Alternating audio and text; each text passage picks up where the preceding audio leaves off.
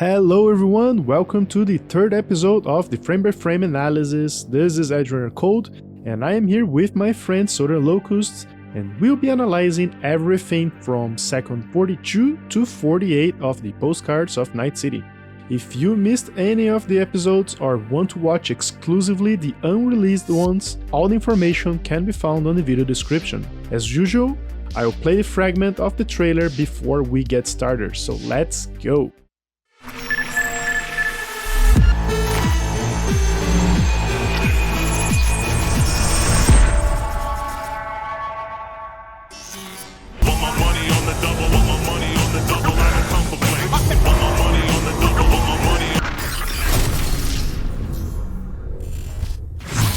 Some ads on Mega Building number 8, right? Another Mega Building, and another Mega Building, and another. They're gonna be everywhere. They're just everywhere. And they keep saying that they don't want to make like play stuff that is meaningless.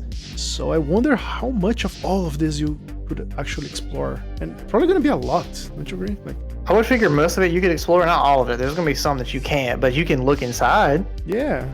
And see what's going on. I just noticed too how this mega building has even more detail in the paint job. Like it's got tiger stripes in the pink.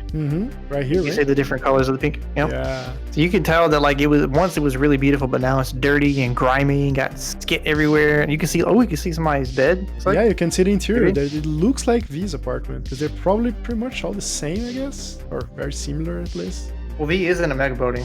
Yeah, your apartment is like this. Not this one, but it's just like this window, right? This window is sort of your apartment. Yeah, the inside of one, right? This is the central inside of a mega building. Yeah, inside of the mega building. I wonder what that is, this central thing here. Probably a radio transmitter, because I mean, when you go inside, when he steps out of she steps out of her apartment, you hear like a big loud announcement thing going on. So that's probably an announcement thing, and then it also probably has ads running on it, like LED ads or holographic ads.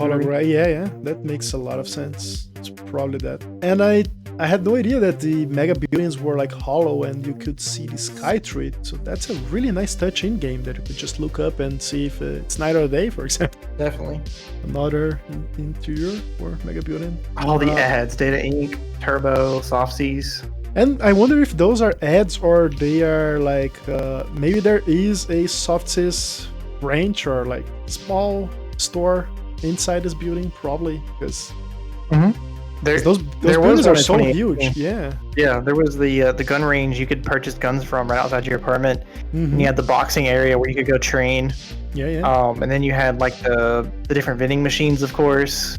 Maybe there's a pawn shop right there. Yeah. Little mini pawn shop. Maybe. I wonder if that's a throwback to The Witcher a little bit, Manticore, because that's one of the schools of The Witcher. So the school of the Manticore. Probably. Maybe. There's a lot of references from The Witcher, so probably. And Baron Corp shit. Obviously, he's not he's not an advocate for corporations. This guy looks like could be a Valentino. Yeah, actually he is. He's written here. Valentinos. He's a Valentino. Yeah, he's for sure. Is this a brain dance? I think it is. It looks like it is. But it could be a Reaper dog as well. It could be, but he's got his arm laid out. It might be like a Valentino Ripper dog, but it looks like a brain dance because this doesn't look like V. I mean, you can have different clothes, obviously, but the way the vision looks, it doesn't look right. Unless when he took a puff of whatever that is. You know, maybe after you do something for the Valentinos, they're like, hey, we can hook you up. And so you can go get something cool from them. Because they did say there's a lot of different Ripper dogs around, so you can get unique things depending on the Ripper dog you go meet. Yeah, that's true. The Corporal Plaza. Because this is Arasaka Tower here on the up right side. And I don't know which one is the Militech. I think it's this one here. Because I know they are facing each other. So this is probably the Militech one. Because this one is Petrochem, and this doesn't look like Militech. No, it doesn't match the color scheme. Yeah. So this is a memorial, right? This place here, because this is where the bomb went off. Yeah, it's where the nuclear bomb went off, and killing what 500,000 people or so. Yes, it killed a lot of people. Such a nice history. This is also the Corporal Plaza, because I think this building is this building. I would think so too. It has the same color scheme, same color scheme, and this frontal part here is this frontal part here. We cannot even see here, but it's like this part here. and that's all that left. The scale is so freaking massive. I also noticed that there's a lot of like not fit guys, a little bit overweight, and that's very rare on Cyberpunk, right? It's sort of I an think that's option. a choice. Like, you don't have to be fat. Like, you can choose to be, like, you can change your body any way you want to. They're on the Corporal Plaza, they're fancy dressing, so they probably have money, like an option. Yeah, right? thick boys are out here. The thick boys are out here, not giving a flip. Love this kid. We don't see a lot of kids as well in Night City. Maybe there's a I think reason. the only kid we've really seen is that 2018 one, like the first world premiere trailer with the kid in brain dance in his house, just chilling. Oh yeah. Because this is a sort of a complicated topic. Because in theory, you could just go outside and kill everyone you want, and that would include kids. That'll be dark, but at the same time, it would be so weird if the kids were immortal somehow. You know what I mean? We don't have Skyrim physics where you just can't hurt children. Yeah, but I wonder how they're gonna deal with that. They said that you could go and like do a mass slaughter like you could in real life, but of course, just like in real life, there's extreme consequences for doing something like that. So you will be killed immediately. Like you can't just go pop a cap at any and everybody and expect to get away with it. But still, just the fact that you can do it could cause some trouble in some countries, you know. I mean, that goes back to, are you going to take that step or not? Because I mean, it's like real life. You can go shoot up a bank or do something like that. Doesn't mean you should, and doesn't mean it's a good idea. So they're like, well, I can do that in a game. I'm like, that's still kind of messed up that you want to try that. Yeah. I mean, I'm fine with whatever, but I know there's a lot of sensitive people that it's gonna bitch a lot about this game when it gets released. For a lot of reasons. For so many reasons. I do want to do a video just to see what happens if you do that, because I know the people be like, well, what happens if you do it? I'm like, obviously, max tag. If you shoot enough people, max tag is going to get sent after you because you'll qualify as a cyber psycho. Yeah. Although you can't legitimately be a cyber psycho, you'll be counted as one, because if you're just going around popping a cap in everybody, they're like, you're a threat to everyone. No. Yep. And come shoot you down.